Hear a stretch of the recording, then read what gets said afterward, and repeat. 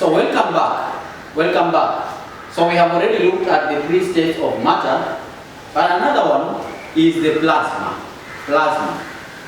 Plasma is a state of matter which is within those other states. The only thing is that it is a state of matter in which a certain portion of particle in the gas are in the form of ions. So that means the gaseous state splits itself into another state called plasma by forming ions within them. So if we have ions within the gas particles, then those ions form another state we call the plasma state. The plasma state is formed when the gas is at high temperature. So heating those gas particles to very high temperatures may ionize the particles of the gas, turning them into a plasma state. So this is how it goes. This is the flow diagram of the plasma state. So when the gas is heated, some of the particles can ionize, form some ions. That process where the gas changes to plasma is called ionization. Ionization. So the ionization process is when the gas particles are heated to very high temperatures where then they change to plasma. Then the plasma state, once the particles cool, they deionize again. They change back to gaseous state. And therefore we have such a state which is an extra one. Now, diffusion. Diffusion is another process of which can tell us that matter is made up of tiny particles. And diffusion is the process by which particles spread from regions of high concentration to regions of low concentration. Particles of matter move, diffuse, and it is all types of matter, solid, liquid, and even gaseous form. The particles can spread from a region where they are so much concentrated to regions where they are at a low concentration. We want to look at one of the demonstrations of diffusion, although it takes time, but we are just going to show you how diffusion takes place. This is diffusion in liquids. Diffusion in liquids. We will have a liquid in a beaker. We'll have potassium permanganate. We'll use a straw to put that liquid, to put the particles, the crystals into the liquid. And then we look at what happens after some time. But even if we don't see it, then the solution after some time becomes as the one we will have demonstrated. So we are going to use our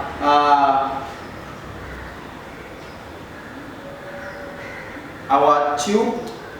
We will use a paper to put those particles inside there. The particles, the potassium, potassium permanganate crystals, we put them in water at the bottom, very gentle, and see what happens to the solution.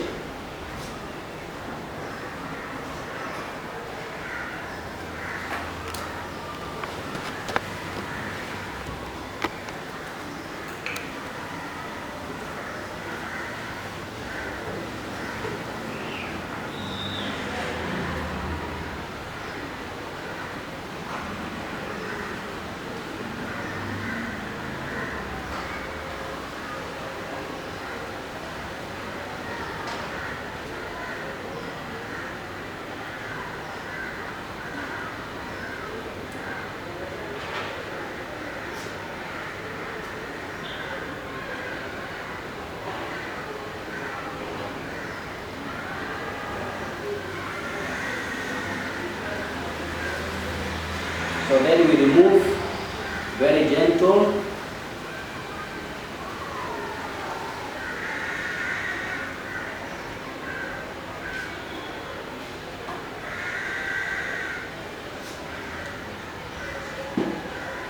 So this is what we have. If we look at the solution, the potassium permanganate crystal lies at the bottom. It lies at the bottom down there, and it starts spreading slowly. It is starting to spread very slowly, slowly.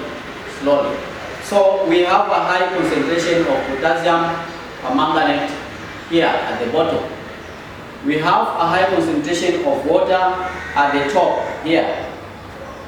So particles of potassium permanganate will spread slowly from the region of high concentration to the region of low concentration at the top. So there will be a spreading of the particles slowly. Not at once, but the spreading will be slowly, meaning that small particles of potassium permanganate, by the way, if they spread from the region where we have a high concentration to the region where we have a low concentration, then it means the color of the potassium permanganate particles will also spread with those particles up there. Finally, the solution will change to purple, the color of the potassium permanganate. The whole solution will change to purple. Right now, the purple color is at the bottom here, where we have more particles of potassium. Up there we have transparent because we have more particles of water. But later on, as they spread slowly upwards, then the solution starts mixing up homogeneously, and finally the solution changes to purple. Meaning that if those particles of potassium permanganate spread slowly upwards, one by one, because it is not going to spread out or just form purple color at once. It is going to form slowly, meaning that one particle after another one will move up there and start spreading. What does that tell us? It tells us that the potassium permanganate itself is made up of tiny particles. So, as we have poured some water into the beaker and then we put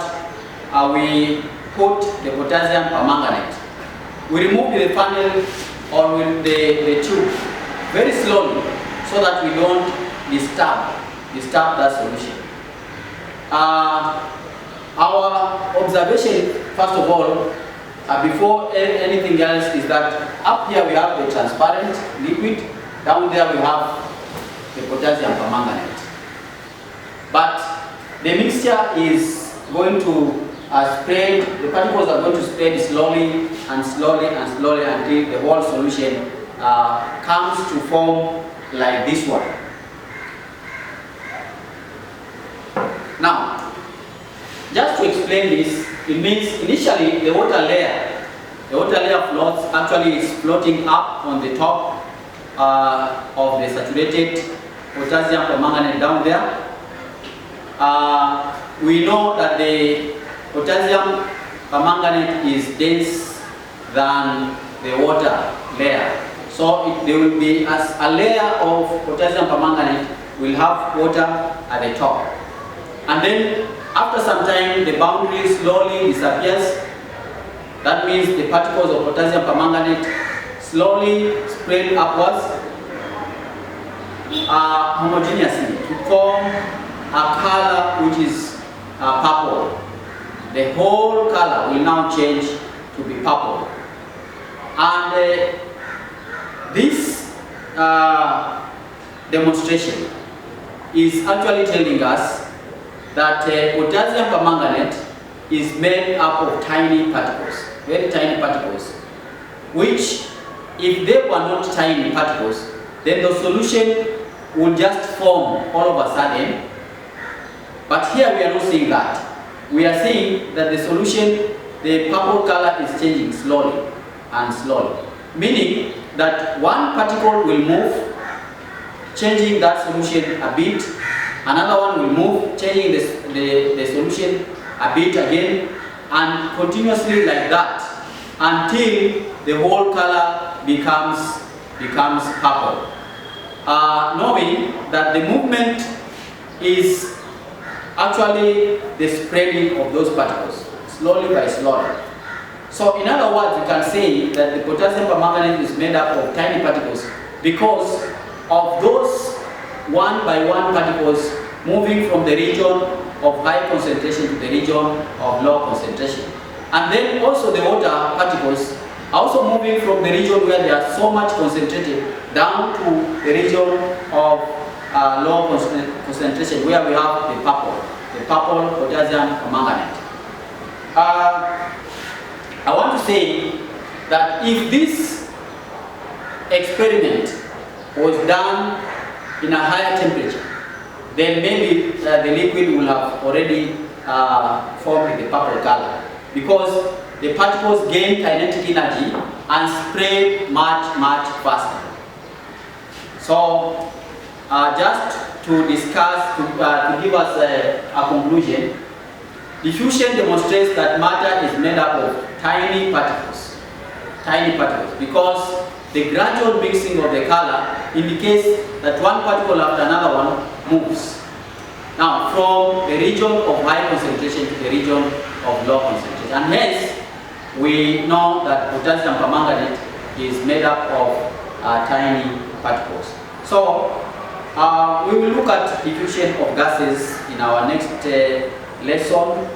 So, make follow up with this lesson so that you know how matter